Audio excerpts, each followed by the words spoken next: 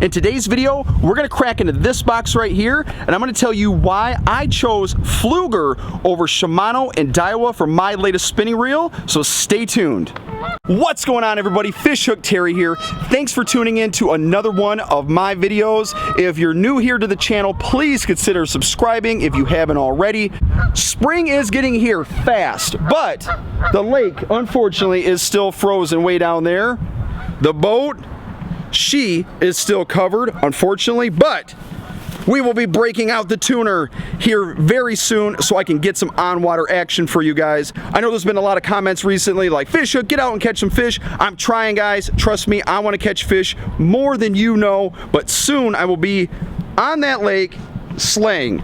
I promise. But today we're going to talk about spinning reels. If you were able to catch my Bass Pro Shop Spring Classic video, I went through and I actually traded in an old, crusty, nasty Gander Mountain reel and picked up this guy right here. The reel is actually inside, and I'm going to tell you guys the reasons why I chose this over the comparable Shimano and Daiwa, and really kind of get into it. Maybe if you guys are looking for a new spinning reel this year, maybe give you some ideas on what to choose, and let's get into it right now. Let's go ahead and talk spinning reels. The Pflueger Patriarch.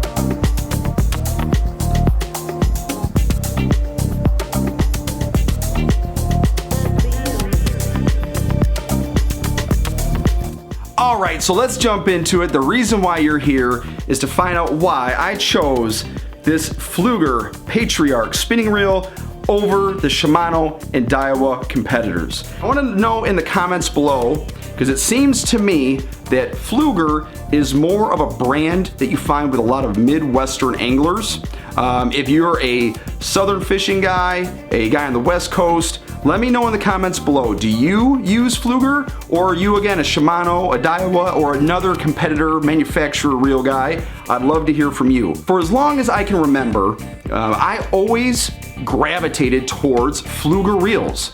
Something about how they're just crisp, butter smooth. I think the look of these reels is really sharp, that dark blue, the carbon fiber, the really beautiful handles, the accents. I don't know, again, it's just been something since I was a kid. Every time we looked at spinning reels, either like a Pflueger President, my PB largemouth came on a Pflueger Arbor reel. So when I wanted to get a new reel this year to kind of help me get more smallies in the boat, this is one of the competitors that I wanted to compare for a new reel. To me, the main two manufacturers for any reel, spinning or baitcaster, are going to be Shimano or Daiwa. I'm sure most of you guys agree with me on that. Now, there's some great reels out there by Luz and Abu Garcia, but for me, because of my history with Pflueger and what I've played around with and used for Shimano and Daiwa, that's kind of where I chose my three to compare. And the comparisons I'm going to use are real similar in price and features for the three reels. The Pflueger Patriarch here, and then I wanted to compare it with the Shimano Stratic Ci4, which I think is probably the large overwhelming favorite for most guys, and then the Daiwa Tatula LT. Now, again, these range a little bit in price, but very close, many of the same features. And let's get into that right now. So if you were able to catch my Bass Pro Spring Fishing Classic video, I'll link that again right up here, you'll notice that the Daiwa Tatula was actually sold out. Now, I have played with that reel before going to the Spring Fishing Classic, so I was pretty familiar with it.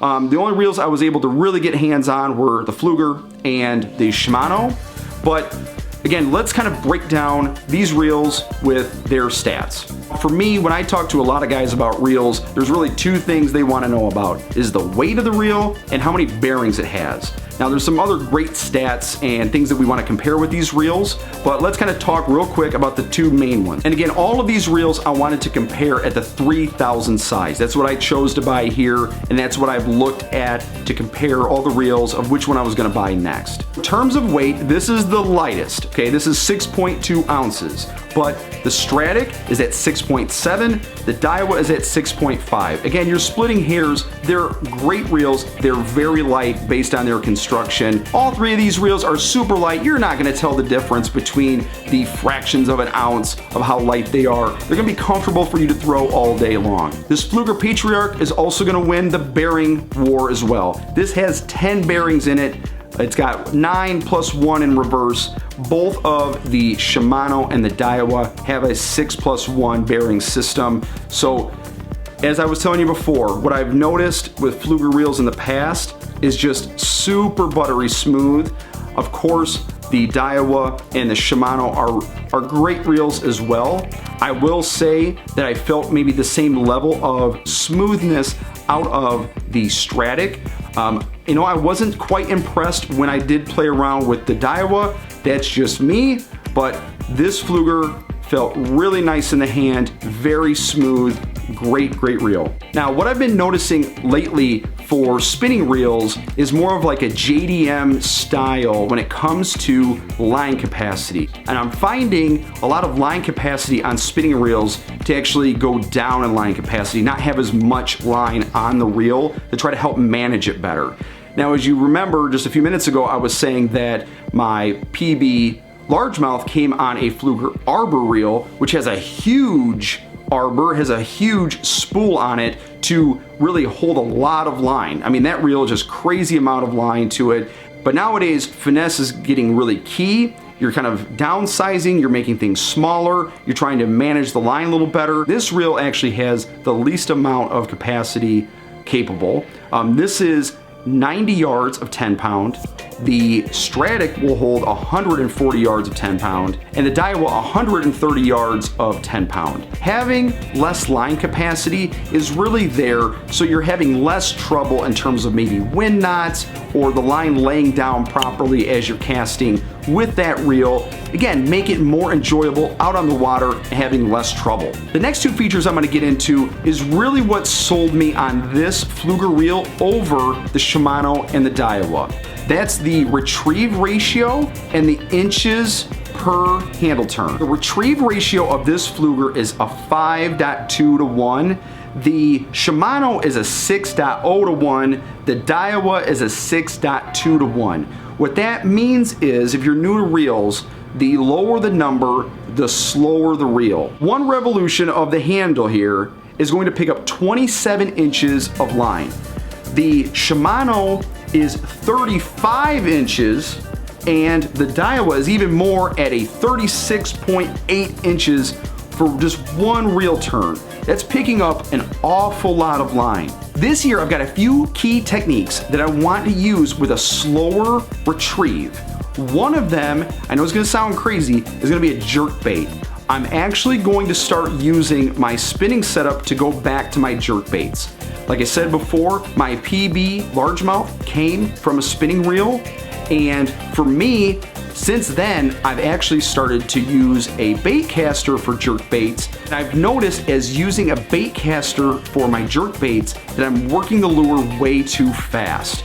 So that's why I'm gonna go back to a spinning setup, and I want the slower retrieve. I don't want to pick up so much line. I really want that jerk bait to suspend and do its motions like it's supposed to, and me not overwork it with the reel. When I'm throwing my Megabass Vision 110, my Lucky Craft pointers, my other jerk baits, my duos, I don't want to overwork the lure. I want that lure to do its erratic action. They're all suspending jerk baits, so I want them to suspend when I pause it.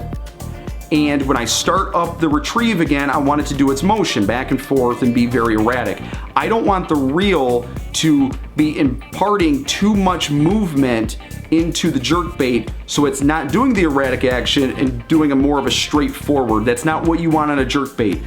So I'm going to start using this reel to do my jerkbaits, and I want, when I'm actually picking up the slack on the jerkbait, that I'm not accidentally going too fast and picking up too much line and imparting the wrong action into the jerkbait. Whereas the Shimano and the Daiwa, I feel that I'd be picking up too much line. Again, the 35 inches on the Shimano and the 36.8 on the Daiwa would be too much. 27 inches per turn, I feel, is going to be right in the sweet spot for me to be able to make sure I'm going slow enough, even when everything's getting hot and fast out on the lake and you're really starting to fish, catch a bunch of fish on a jerkbait. I don't want to, again, go too fast and take out that action. It also goes for another key presentation I'm going to use this year, which is a spy bait.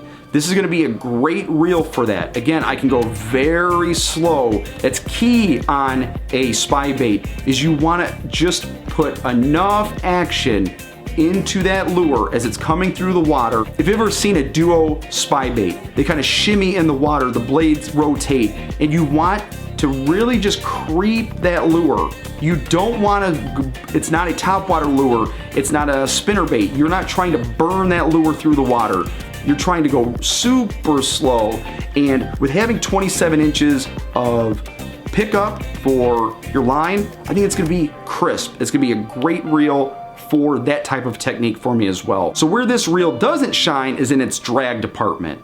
This only has a 10-pound drag, where both the Daiwa and the Shimano are over 20. The Shimano is actually at 20 even, and the Daiwa is at 22 pounds of drag. That's a lot of drag, and spinning reels are really known for having more drag than a lot of bait casters. I'm surprised this only has 10 pounds, but honestly, I think it's still gonna be okay. It shouldn't have any effect on the fish, the largemouth and smallmouth I'm trying to catch here in Michigan. I also found what I really liked more about this reel than the others is the EVA handle, a little softer, a little more smooth. I like this. Neither of the Shimano or Daiwa have that. I also really like this larger, thicker bail. It seems more sturdy than the real thin bail that you find on the Shimano. The Daiwa has a nice bail to it, but this seemed more sturdy as working that reel over and over. The carbon fiber handle is a great touch. I like the blue, kind of the inner red rotor you see there. Some of the other standouts in terms of these reels, this has got a magnesium body and rotor. The Shimano is their Magnum Light. Sorry, I'm trying to read my notes here. Magnum Light rotor, and Daiwa's a Zion LT housing. I will tell you, what's funny about all these reels to me is all the jargon. There's all these crazy jargon words, the Magnum Light, the Zion, Shimano's got their X-ship gears. So when you finally compile all the jargon and everything that goes into reels, all I really care about is it smooth? Is it gonna work for me? Does it have the right retrieve for me? The weight, is it light? Is it gonna be comfortable to fish all day? And when I added everything together and really played around with each reel, this is the one that stood out for me. In terms of price, this one's right in the middle. This one is $199. With the Spring Fishing Classic and turning in a reel, I was able to get $30 off of this. I think that's a great deal compared to what you find it on Amazon or Bass Pro normally, or some of the other fishing websites. The Stradic Ci4 is normally $229. That's the most expensive of the three reels I compared. And then the Daiwa Tatula LT, that's $189.99. Okay, so now that I'm done comparing these reels, really it's gonna be a moment of getting out this spring and putting this reel through its paces. I will do a follow-up video here late spring of my actual on-the-water thoughts of this reel. Did it actually live up to my expectations, or was it a bust? Let you guys know. So hang in here with me. In a few months, I will put together a actual comprehensive review of this reel so you guys can still make a good buying decision if this, the Shimano or the Daiwa, is right for you. All right, was there something I missed in this video? If so, if there was a spec or a feature that you wanted to know more about, leave a comment below and I'll help answer that for you. If you like this video, give it a big thumbs up, and again, consider subscribing to the channel if you haven't already. Thanks again, guys, for everybody who likes this channel, follows this channel, and engages with me and my content both here and Instagram. It's very much appreciated, so again, thank you. Again, I am Fishhook Terry. I will catch you guys in the next one. Tight lines, y'all. Peace!